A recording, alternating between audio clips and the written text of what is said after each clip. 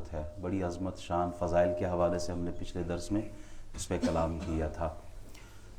آپ اگر اس کی پہلی آیت پر غور کریں تو پہلی آیت 4 الفاظ پر مشتمل ہے، الحمد للہ رب العالمین۔ الحمد، یہ الف لام جب حمد پر داخل ہوا، یہاں جو حمزہ ہے، حمزہ زبر آ اور لام ساکن، یہ حمزۃ الوصل ہے، اور لام جو ہے یہ لام تعریفی ہے۔ اس کو آسان الفاظ میں سمجھانے کی کوشش کروں گا۔ جب یہ ال داخل ہوا حمد پر تو اس نے 2 معنی دیے۔ پہلے معنی اس کی استغراقی کیفیت کو لیتے ہیں، اس میں آتے ہیں تمام کے تمام، الحمدللہ، تمام کی تمام تعریفیں خوبیاں اللہ کے لیے۔ اور ایک ال کا جو معنی لیا وہ خاص، اس کو خاص کر دیا، خاص تعریفیں اللہ کے لیے۔ اگر اس کو اور آسان الفاظ میں سمجھانے کی کوشش کروں، کتاب ہے، کتابن، کوئی بھی کتاب ہے، لیکن اگر اس کتاب پر آپ الف لام داخل کر دیں، الکتاب کہہ دیں، تو اب یہ عام نہیں رہی بلکہ خاص ہو گئی۔ آپ تلاوت کرتے ہیں نا سورہ بقرہ، الف لام میم ذالک الکتاب، یعنی ذالک کے بعد الکتاب لکھا ہے، تو اب یہ کوئی عام کتاب مراد نہیں ہے بلکہ اس سے مراد کیا ہے؟ خاص کتاب، اور وہ اللہ کا کلام۔ انسان ہے، انسان، لیکن اب اگر اس انسان پر الف لام داخل کر دیں، الانسان کہہ دیں، تو اب اس الانسان سے کوئی باہر نہیں نکلا، سب کے سب انسان اس میں داخل ہیں۔ والعصر ان الانسان لفی خسر، سارے کے سارے انسان داخل کر دیے۔ پھر آگے ایکسیپشنل کیسز بتا دیے، الا الذین آمنوا وعملوا الصالحات وتواصوا بالحق وتواصوا بالصبر، یہ اس کیٹیگری پہ نکل جائیں گے خسارے سے۔ تو سمجھانا یہ چاہ رہا ہوں، یہاں الحمد 2 معنی میں آئے، خاص تعریفیں اللہ کے لیے، اور دوسرا معنی ساری تعریفیں اللہ کے لیے۔ خاص تعریفیں کیا؟ جو کسی اور کے لیے نہیں ہو سکتی، وہ خاص تعریف الوہیت کے حوالے سے۔ اللہ ایک ہے، اس کی صفات ذاتی ہے۔ ہمارے پاس جو کچھ بھی ہے، کسی بھی صورت میں کوئی بھی خوبی ہو، وہ ہماری ذاتی نہیں ہے بلکہ اللہ کی دی ہوئی ہے۔ تو اللہ کے جو صفات ہے اسے کسی نے نہیں دیا، وہ ساری کی ساری تعریفیں خاص کر فقط اللہ کے لیے ہیں، وہ کیوں ذاتی ہیں۔ ہمارے پاس جو کچھ ہے وہ کیا ہے؟ عطائی ہے۔ اللہ علم رکھتا ہے تو اس کی جو تعریف علم کی، وہ خاص تعریف وہ یہ ہے کہ اس کا علم ذاتی ہے، ہمارا علم عطائی ہے۔ اس کا علم لامحدود ہے، there is no boundary for his knowledge، ہم اسے قید نہیں کر سکتے۔ اور ہماری جو بھی کوئی بھی خوبی، کوئی بھی صفت ہو، وہ محدود ہے۔ اللہ کو فنا نہیں ہے، وہ باقی ہے۔ وَيَبْقَى وَجْهُ رَبِّكَ ذُو الْجَلَالِ وَالْإِكْرَامِ، سورہ رحمان پڑھتے ہیں نا، كُلُّ مَنْ عَلَيْهَا فَانٍ وَيَبْقَى وَجْهُ رَبِّكَ ذُو الْجَلَالِ وَالْإِكْرَامِ۔ ہمارے پاس جو کچھ بھی ہے وہ محدود ہے۔ ایک اور صفت، وہ واجب الوجود ہے، ایسا نہیں ہو سکتا کہ وہ کسی وقت نہیں تھا پھر ہو گیا، نہیں، یہ ہے اللہ کے لیے۔ ہمارا ایک وقت میں موجود ہونا، پھر ایک وقت نہیں ہونا، لیکن اللہ کے لیے جو ایسا سوچے تو وہ مومن نہیں رہ سکتا۔ اللہ واجب الوجود ہے، یہ لفظ یاد رکھیے گا، وہ کیا ہے؟ واجب الوجود، اس کا ہونا ضروری ہے، ہر حال میں ہونا ضروری ہے۔ ایسا نہیں کہہ سکتے 100 سال بعد وہ نہیں ہوگا، 1000 سال پہلے وہ نہیں تھا، یہ تصور ہی نہیں ہے اسلام میں۔ وہ ہمیشہ سے ہے، ہمیشہ رہے گا۔ یہ خاص تعریفیں کس کے لیے ہیں؟ اللہ کے۔ جب آپ نماز پڑھتے ہیں نا اللہ اکبر، اب آپ جب پڑھیں نا الحمدللہ، یہ سارا کنسپٹ ذہن میں رکھیں، اللہ سب کچھ جو ہمارے پاس ہے عطائی تو نے دیا، وہ جو تیرے پاس ہے وہ تیرا ذاتی ہے۔ اللہ تیرے پاس جو ہے وہ لامحدود ہے، کوئی باؤنڈری نہیں. اللہ ہمارے پاس جو ہے وہ باؤنڈری میں. اللہ تو ہمیشہ سے ہے، ہمیشہ رہے گا. ہم ایک خاص پیریڈ میں 60 سال 70 سال 80 سال 90 سال بہت زیادہ تیر مالے تو 100 سال، اس کے بعد ہم نے بھی چلے جانا. تو یہ خاص تعریف ہے اللہ کی ذات کے لیے. اچھا اب دوسرے معنی میں آئیں. دوسرا معنی اس کا یہ ہے کہ تمام کی تمام تعریفیں اللہ کے لیے. اب بندہ سوچے کہ یہ جملہ کیسے آپ نے کہہ دیا تمام کی تمام تعریفیں. ہم تو کوئی چیز ہمیں اچھی لگتی ہے تو ہم اس کی تعریف کر دیتے ہیں، بڑا اچھا بچہ ہے، بڑا خوبصورت بچہ ہے، بہت ہی خوبصورت منظر ہے، اللہ نے کتنا خوبصورت پہاڑ بنایا، خوبصورت پھول بنائے. یہ منظر خوبصورتی کیا آتے ہیں تو ہم تو تعریف کر رہے ہیں. ایک طرف آپ کہتے ہیں کہ ساری کی ساری تعریفیں فقط اللہ کے لیے ہیں، اور دوسری طرف آپ غیر کے لیے بھی تعریف ثابت کر رہے ہو. تو اس کا جواب یہ ہے کہ ہر خوبی ہر کمال کا خالق کون ہے؟ یہ پھولوں کی خوبصورتی کس نے دی ہے؟ پہاڑوں کو بلندی کس نے دی ہے؟ یہ سمندر کی جو گہرائی ہے یہ کس نے دی ہے؟ یہ چاند سورج اور ستاروں میں جو چمک ہے، جو نورانیت ہے، یہ کس نے دی ہے؟ اللہ کی ذات نے دی ہے. نبیوں کو نبوت کہاں سے ملی ہے؟ رسولوں کو رسالت، صالحین کو صالحیت، شہداء کو شہادت، علماء کو جو علم ملا، سخیوں کو جو سخاوت ملی ہے، یہ ساری خوبیاں مخلوق کے اندر کہاں سے آئی ہے؟ کوئی تو ہے جو لانے والا ہے، کوئی تو ہے جو پیدا کرنے والا ہے. تو وہ ساری کی ساری خوبیاں پیدا کرنے والا ایک ہی ہے، ہمارا رب اللہ جل جلالہ وعظم نوالہ. اب آپ قرآن کی تعریف کریں تو یہ تعریف کس کی ہوگی؟ اللہ کی ہوگی. نبی کی تعریف کریں تو یہ تعریف کس کی ہوگی؟ اللہ کی. کسی ولی کی تعریف کریں تو یہ تعریف حقیقتاً کس کی ہوگی؟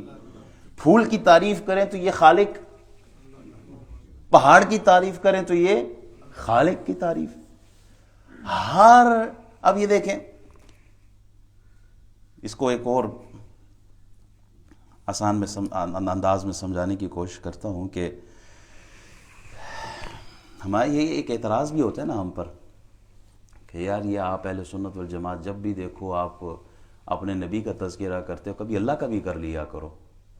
یہ اعتراض ہوتا ہے ہم پہ. اور اللہ کا ذکر پہلے ہم کرتے ہیں. نماز ہم پڑھتے ہیں، اللہ کا ذکر ہی، اللہ کی عبادت ہے. اس کا جواب یہ ہے کہ دیکھیں، ایک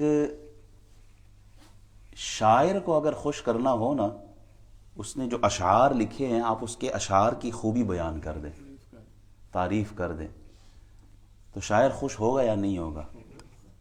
ایک پینٹر ہے جس نے پینٹنگ، بڑی خوبصورت پینٹنگ بنائی اور آپ کی نظر پڑ گئی، آپ نے کہہ دیا ماشاءاللہ کیا خوبصورت آپ نے آیت الکرسی لکھی ہے اس کے اوپر ہے، تو حقیقت میں آپ نے تعریف کس کی ہے؟ پینٹر کی ہے نا. کوئی بہترین خوبصورت بلڈنگ آپ نے دیکھی اور آپ نے کہا سبحان اللہ کتنی بہترین بلڈنگ بنائی ہے، تو یہ تعریف کس کی ہے؟ بلڈر کی تعریف ہے نا. بلڈر یہ سن کے خوش ہوگا کہ یار کسی نے میری تخلیق جو میں نے تعمیر کی ہے، جو میں نے بلڈنگ بنائی ہے، کسی نے اس کی تعریف کر کے مجھے خوش کر دیا. اللہ کی اس کائنات میں، اللہ کی اس پوری کائنات میں اللہ نے جو سب سے بہترین شاہکار تخلیق کیا، سیرت کے حوالے سے، صورت کے حوالے سے، حسن و جمال کے حوالے سے، جود و نوال کے حوالے سے، معجزات کے حوالے سے، تعلیمات کے حوالے سے، سب سے بہترین ہستی جو تخلیق کی وہ محمد الرسول اللہ صلی اللہ علیہ وسلم. اب آپ جب محمد الرسول اللہ کی تعریف کریں گے، نعت پڑھیں گے، حسن و جمال بیان کریں گے، حقیقت میں آپ الحمدللہ کہہ رہے ہیں اور آپ اللہ کی تعریف کر رہے ہیں. آپ حضور کا تذکرہ کر کے، حضور کی خوبیاں بیان کر کے، حضور کی ذات پر گفتگو کر کے، حقیقت میں جہاں آپ نعت پڑھ رہے ہیں وہیں آپ اللہ کی حمد بھی بیان کر رہے ہیں کہ یہ مالک، یہ جو عظیم ہستی دنیا میں آپ نے بھیجی ہے، خوبصورت ہستی ہے، سیرت کے حوالے سے بھی بہترین، تعلیمات کے حوالے سے بھی بہترین، کتاب بھی بہترین، آپ کی ہر ادا بہترین. یا اللہ یہ ساری خوبیاں جو محمد الرسول اللہ کو دی ہے، تخلیق کرنے والا تو ہی ہے. تو اب الحمدللہ کا مطلب یہ ہے کہ ساری کی ساری خوبیاں میرے رب کی ہے. اب اگر کوئی کسی بھی منظر کی خوبی بیان کرے تو وہ خوبی کس کی ہے؟ ایک آدمی بڑا حسین ہے، بہت خوبصورت وجاہت والا، اللہ نے اس کو آواز دی ہے، بڑی خوبصورت آواز کے ساتھ نعت پڑھتا ہے، تلاوت پڑھتا ہے، کیا اس کا اس میں کوئی کمال ہے؟ کوئی کمال ہے اس کا؟ کوئی کمال نہیں ہے. کیوں؟ دینے والی ذات کون ہے؟ اللہ کی. ایک آدمی بہت بہترین جسم رکھتا ہے، باڈی بلڈر ہے، وہ سکس پیک بنائے اور کیا خوب، تو کیا اس میں اس کا کوئی کمال ہے؟ نہیں. یہ باڈی کس نے دی ہے؟ آواز کس نے دی ہے؟ طاقت کس نے دی ہے؟ یہ سب کے سب خوبیاں حقیقت میں اگر ہم بندے کے لیے ثابت کرتے ہیں تو یہ مجازن ہے، حقیقتاً کس کی تعریف ہے؟ اللہ کی تعریف. امید کرتا ہوں یہ سارا کنسپٹ سمجھ میں آ گیا کہ الحمدللہ جب ہم کہتے ہیں نا کہ ساری کی ساری خوبیاں اللہ کے لیے ہے، تو اب اس ساری میں سب کچھ سمو دیا گیا ہے کہ مخلوق کی بھی تعریف ہو. اسی لیے وہ بعض جو چڑھتے نا جی نبیوں کی کیوں بات کرتے ہو، ولیوں کی ہر وقت ولی کی تعریف، ہر وقت غوث اعظم کو لے کے بیٹھے ہوتے ہو سنیوں. ہم کہتے ہیں کہ اگر ہم غوث اعظم کی بات کرتے ہیں یا محمد الرسول اللہ کی بات کرتے ہیں تو حقیقت میں ہم اللہ کا شکر ادا کر رہے ہوتے ہیں اور اللہ کی تعریف کر رہے ہوتے ہیں کہ یا اللہ یہ تیرے بندے، تو نے بنائے، تو نے تخلیق، یا اللہ یہ تیری ہی تخلیق ہے. تو جتنی بھی خوبیاں ہوں انسان کے اندر وہ ساری کی ساری میرے رب کی ہے. اسی طرح حمد کے حوالے سے ایک حدیث جو غالباً ابن ماجہ شریف کی حدیث ہے. اللہ کا ایک نیک بندہ ہے، رسول اللہ صلی اللہ علیہ وسلم ارشاد فرماتے ہیں کہ اللہ کے ایک نیک بندے نے اللہ کی حمد بیان کی اور اس انداز میں بیان کی اس نے کہ فرشتے حیران ہو گئے ہیں. جنہوں نے ثواب لکھنا ہوتا ہے نا، اعمال لکھنے ہوتے ہیں، انہوں نے کہا اب اس کا اجر ہم کیا لکھیں، اس کو پتہ ہی نہیں ہے ہمیں، یا اللہ اس کا اجر کیا دیں گے ہم. وہ فرشتے گئے اللہ کے حضور، آسمانوں کی طرف گئے، یا اللہ بندے نے ایسی تیری حمد بیان کی ہے، ایسی تیری تعریف کی ہے کہ اب ہمیں سمجھ نہیں آ رہی کہ ہم اس کا کیا ثواب لکھیں. اللہ تو جانتا ہے نا کہ کیا کہا تھا بندے نے. اللہ پھر بھی پوچھتا ہے فرشتوں کیا کہا میرے بندے نے، کس انداز میں تعریف کی ہے. فرشتے کہتے ہیں یا اللہ تیرا بندہ کہہ رہا تھا یا ربی لک الحمد کما ینبغی لجلال وجہک وعظیم سلطانک. اللہ تیرے بندے نے تیری حمد کی ہے اور کہتا ہے اے میرے پروردگار حمد تیرے لیے ہے جیسے تیری ذات کے جلال اور جیسے تیری بادشاہت کے عظمت کے لائق ہو، حمد تیرے لیے ہے. یا ربی لک الحمد کما ینبغی لجلال وجہک وعظیم سلطانک. اللہ تعالیٰ فرماتا ہے فرشتوں اس کو ایز اٹ از لکھ دو. جب یہ بندہ محشر کے دن میرے پاس آئے گا نا، ملاقات ہوگی نا، تو اس کا اجر میں خود عطا کروں گا اس کو.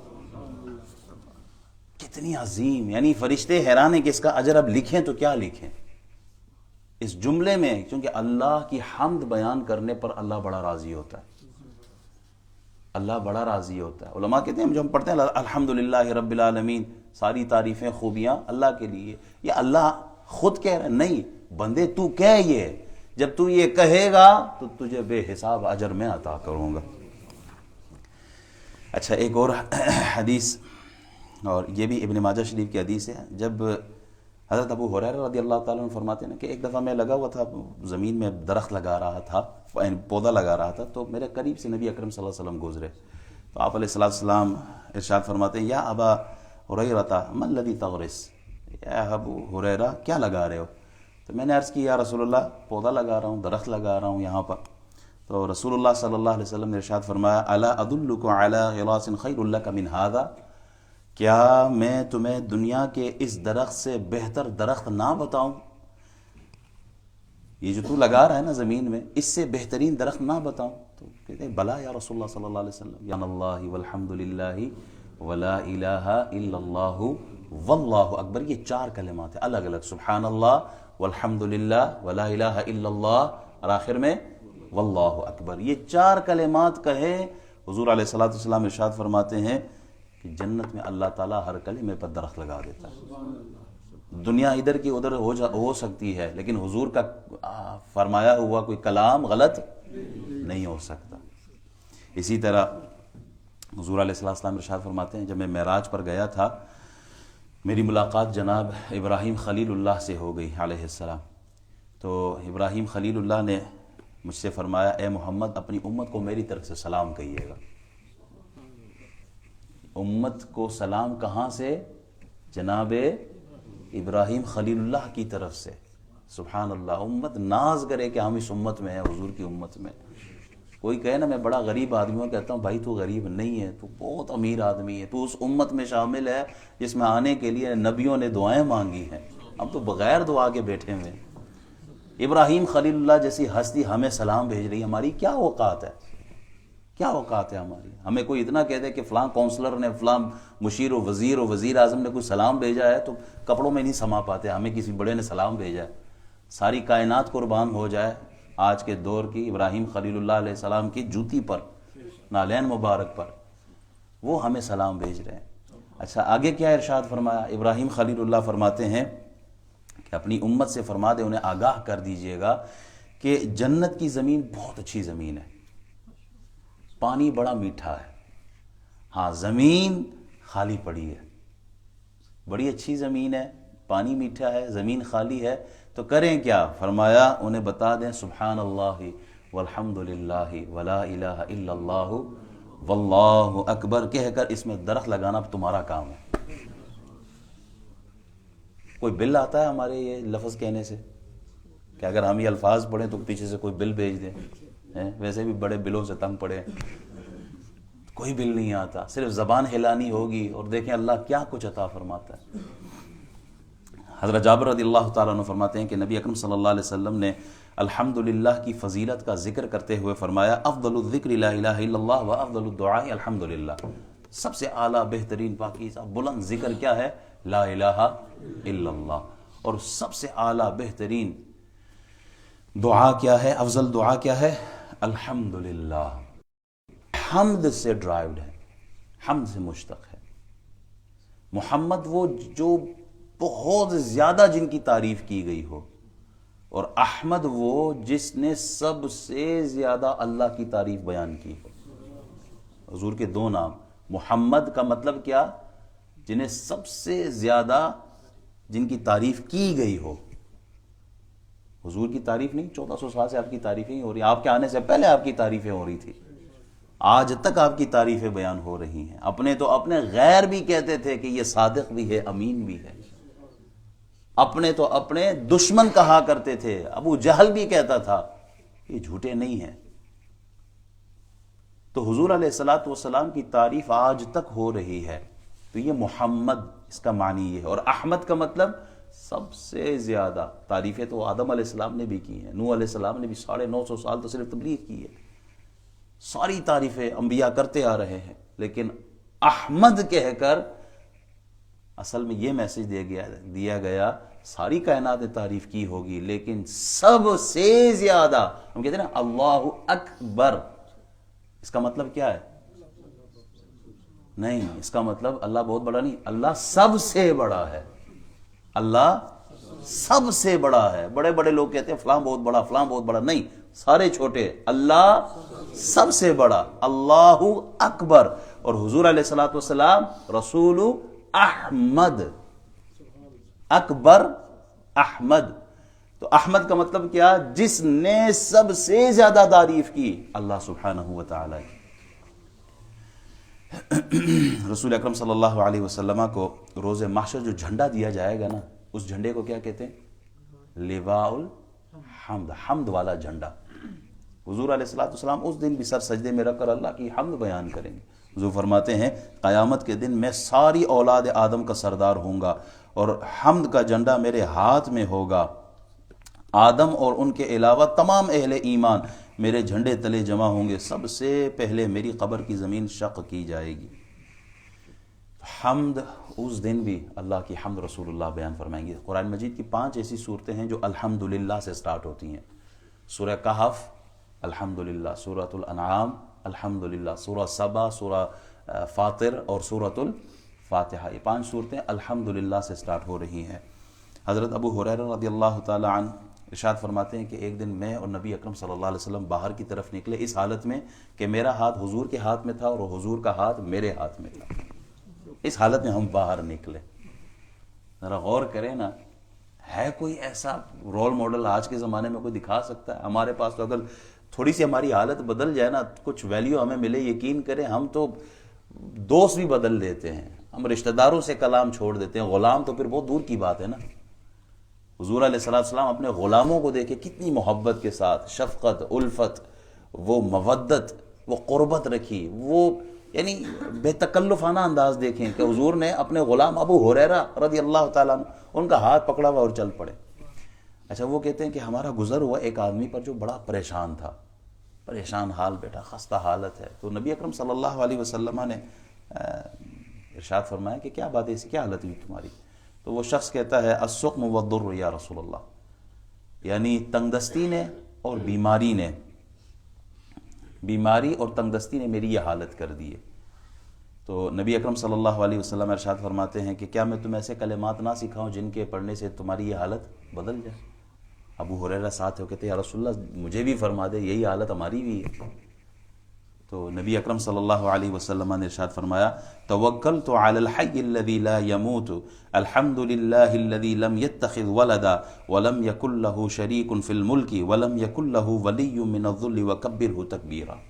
یہ کلمات پڑھو، بیمار ہو یا مال کی کمی ہے، تنگ دستی ہے، فقر ہے، فاقے ہے، کوئی ایسی کیفیت ہے، تو یہ الفاظ جو میں نے ابھی پڑھے ہیں انہیں پڑھو۔ ترجمہ کیا؟ میرا بھروسہ اس ذات پر ہے جو زندہ ہے، اسے کبھی موت نہیں آئے گی، تمام تعریفیں اسی اللہ کے لیے ہیں جس نے کسی کو اپنا بیٹا نہیں بنایا، نہ اس کی بادشاہی میں کوئی اس کا شریک ہے اور نہ کوئی عاجزی کی وجہ سے اس کا مددگار ہے، اور اس کی خوب بڑائی بیان کرو۔ اچھا جناب ابو ہریرہ رضی اللہ تعالیٰ عنہ نے ان کلمات کو پڑھنا شروع کر دیا، وظیفے کے طور پہ وہ پڑھ رہے ہیں۔ کچھ ہی دنوں میں دیکھا تو ابو ہریرہ رضی اللہ تعالیٰ عنہ کی حالت جو ہے وہ بدل گئی۔ حضور نے فرمایا ابو ہریرہ یہ کیا ہو گیا؟ کہا یا رسول اللہ یہ حالت اس لیے بدلی ہے کہ جو کلمات آپ نے سکھائے تھے میں نے وہ پڑھنا شروع کر دیے تھے، آج میری حالت بدل گئی ہے۔ ایک اور حدیث بیان کر کے نبی اکرم صلی اللہ علیہ وسلم ارشاد فرماتے ہیں من قال سبحان اللہ وبحمدہ 100 مرۃ غفرت ذنوبہ ولو كانت مثل زبد البحر، یہ ابن ماجہ شریف کی حدیث ہے۔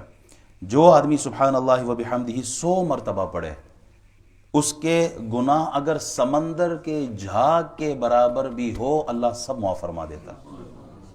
کیا کہنا ہے؟ سبحان اللہ وبحمدہ، سبحان اللہ وبحمدہ، سبحان اللہ وبحمدہ، 3 دفعہ بھی پڑھ لیا سبحان اللہ وبحمدہ۔ یہ روحانی جو دنیا ہے، روح کی اگر آپ نے تاثیر دیکھی نہیں نا ان کلمات کی، آپ ذرا پڑھ کے شروع تو کریں ان کو، 100 دفعہ کچھ دن پڑھیں، اندر ہی اندر آپ کی تبدیلی آنا شروع ہو جائے گی۔ کیوں؟ ان کلمات کا اثر کس پہ ہوتا ہے؟ روح پر ہوتا ہے، دل پر ہوتا ہے۔ اللہ گناہ معاف فرمانے والا، کہیں پر بھی ہو۔ اب مشکل تھوڑی، مسجد میں بیٹھے ہیں، مسجد میں، گھر میں بیٹھے ہیں، بازار میں، گلی میں، سفر و حضر میں، کہیں پر بھی ہے اللہ کا ذکر کرنا ہے، سبحان اللہ وبحمدہ، سبحان اللہ وبحمدہ۔ اللہ فرماتا ہے نا کہ یہ الحمدللہ جو ہے یہ کلمہ شکر بھی ہے، اس کو شکر بھی کہتے ہیں۔ کسی کے احسانات کے بدلے میں اس کی تعریف کرنا یہ شکر ہے۔ اللہ نے آپ کو اولاد دی تو آپ نے سر سجدے میں رکھ کے کیا کہا؟ اللہ تو بڑا نوازنے والا ہے، اللہ تو نے تیرا شکر ادا کرتا ہوں مالک، تو نے مجھ پہ کرم کیا ہے، مال مل جائے، بچہ امتحان میں کامیاب ہو جائے۔ ہم کھانا کھاتے ہیں، کھانا جیسے ہی ہم نے فنش کیا تو ہم کیا کہتے ہیں؟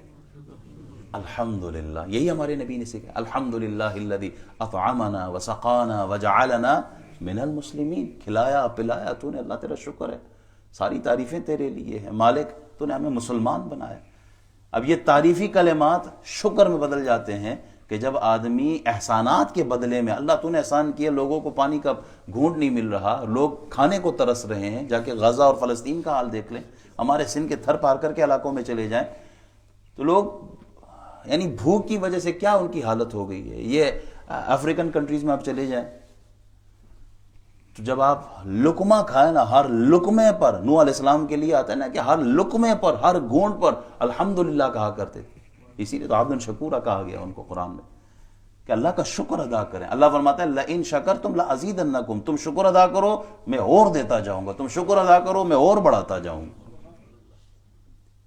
ہم جب سو کر اٹھتے ہیں، یہ ہمارے نبی نے تعلیم فرمائی ہے، ہم سوتے وقت جب بیڈ پہ جاتے ہیں تو کون سی دعا پڑھتے ہیں؟ بسمک اللہم اموت و احیا یا اللہم بسمک اموت و احیا، کئی الفاظ موجود ہیں. جب سو کر اٹھتے ہیں پھر کیا کہتے ہیں؟ الحمدللہ الذی احیانا بعدما اماتنا والیہ النشور.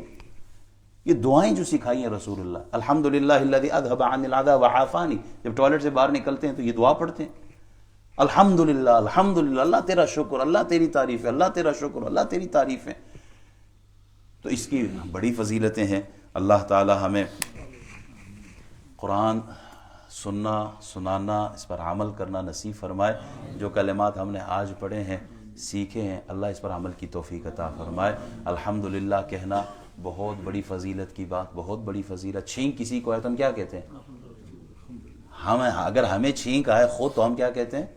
الحمدللہ. اگر آپ کسی کو چھینکتے ہوئے سنو اور وہ الحمدللہ کہے تو ہم جواب میں اس کو کیا کہتے ہیں؟ یرحمک اللہ، یہدیکم اللہ ویصلح بالکم. اس کے بعد وہ تیسرا دوبارہ اس کو جواب دیتا ہے. بہرحال یہ ساری چیزیں الحمدللہ کی کثرت کے ساتھ، خود بھی گھروں میں جب آپ بچوں کے سامنے بیٹھے، اسپیشلی یہ میں اپنا تجربہ بتا رہا ہوں، اپنا تجربہ، جو آپ کہتے ہیں آپ کا بچہ بھی کہنا شروع کر دیتا ہے. آپ بچے کو شروع میں جب ٹیچ کرتے ہیں نا، کوئی اچھا کام کرے تو آپ اس کو اپریشیٹ کرتے ہیں. آپ کوئی چیز مانگتے ہیں تو پلیز کہتے ہیں. جب آپ کے ساتھ کوئی اچھا تو آپ تھینکس کہتے ہیں. یہ ساری چیزیں بچے سیکھ رہے ہوتے ہیں. اسی طرح یہ جو کھانے کے وقت جب بچہ فنش کرے تو یہ الحمدللہ، یہ ایک جملہ بچے کو سکھائیں، اس کا پھر اثر دیکھیں کہ قبر میں اللہ کو کتنا نوازتا ہے. اللہم صلی علی سیدنا مولانا محمد وعلی آل سیدنا مولانا محمد.